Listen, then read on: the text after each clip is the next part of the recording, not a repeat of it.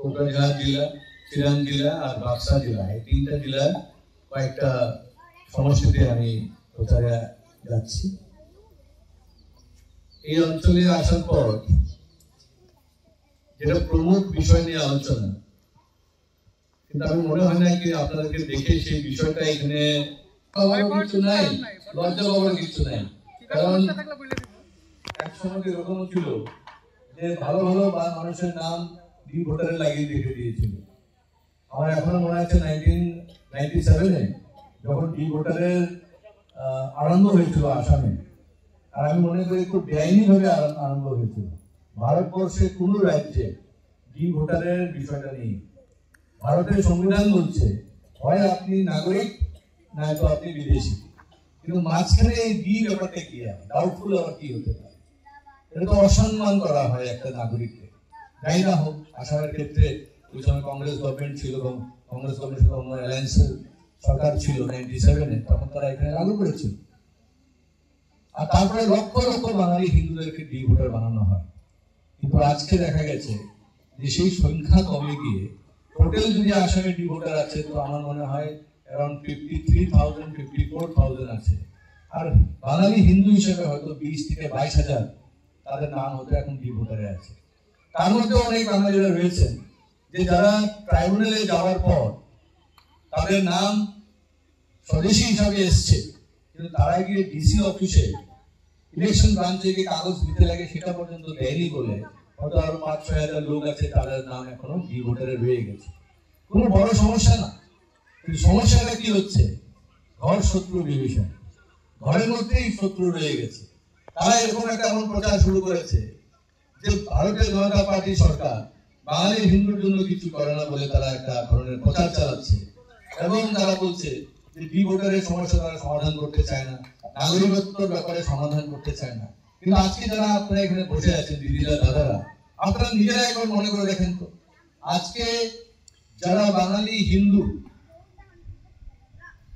দেশ ভাগের বলি হয়েছিল, দেশ ভাগটা কেন হয়েছিল? ধর্মের জন্য তো হয়েছিল।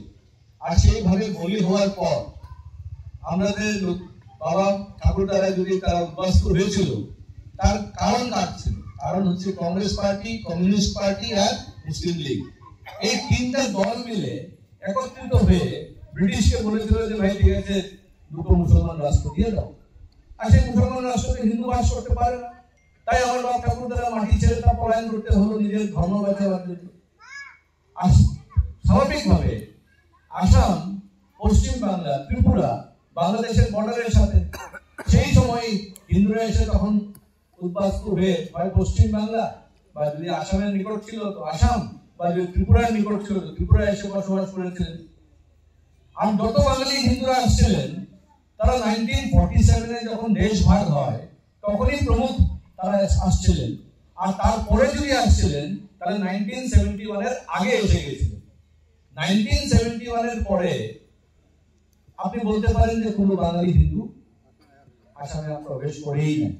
তো 1971-এর পরে যদি বাঙালি হিন্দু আসে নাই, তো তাকে ডি ভোটার সাজানো বা তাকে বিদেশি সাজানো তো কোনো প্রশ্ন ওঠে না। কিন্তু কেন হচ্ছে? রাজনীতি।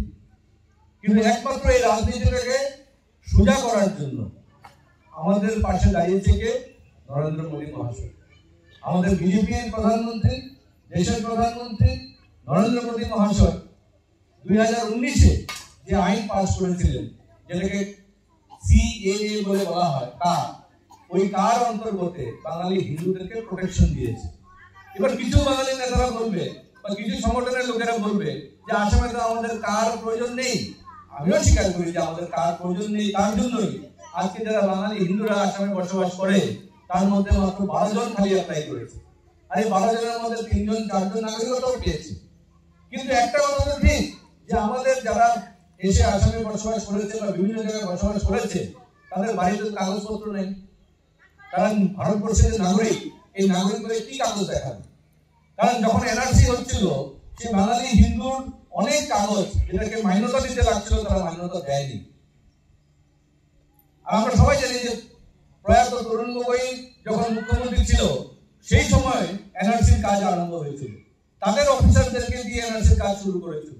তাদের নিজেদের লোকদেরকে যে তারা কম্পিউটার অ্যাসিস্ট্যান্ট, সুপারভাইজার এইসব দায়িত্ব দিয়ে বিভিন্ন জায়গায় তারা কাজ শুরু করেছে।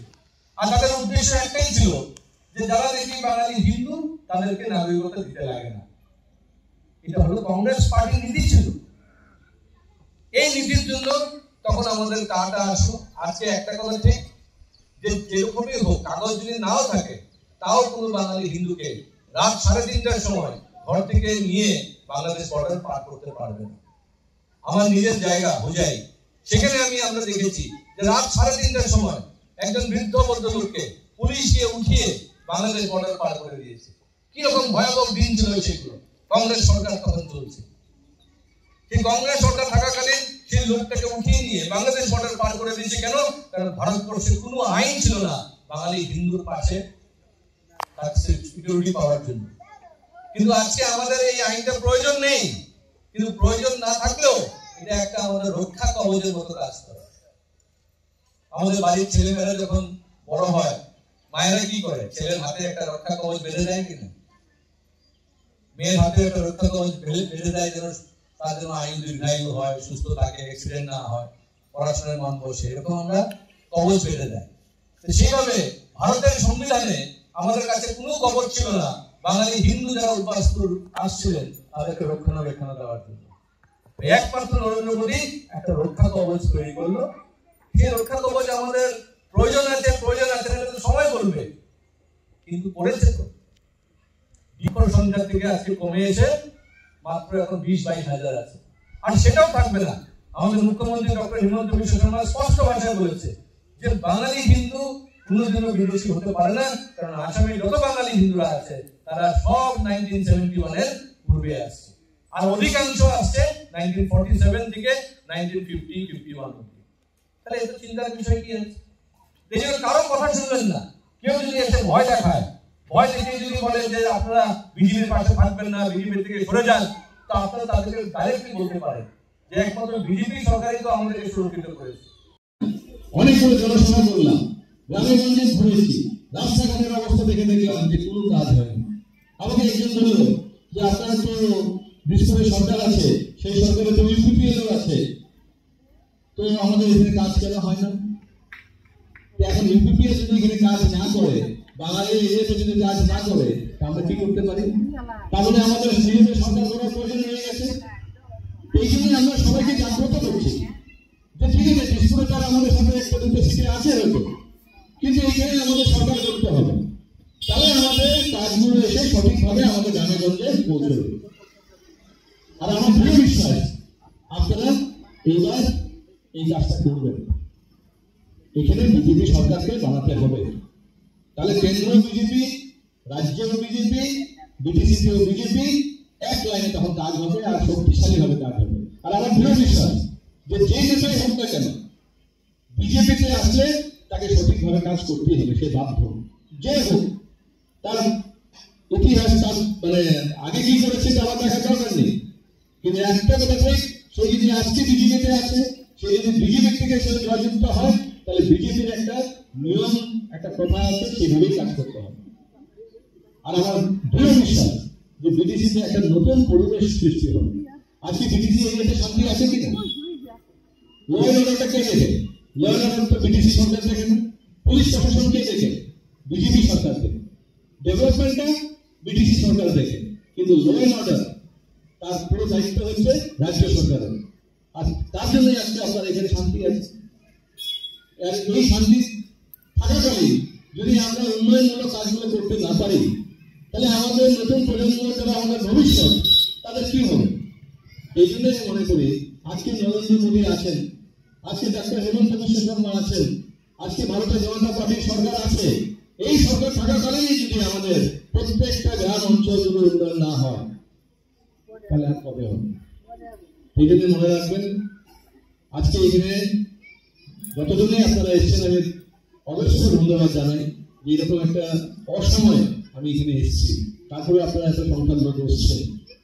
সবাই মিলে যদি কিছু না হলেও আপনারা যদি 10টা ঘরে গিয়ে যদি এই কথাগুলো বলেন যে চলো এবার আমরা একজুট হয়ে এক জায়গাতে আমরা ভোট দেবো,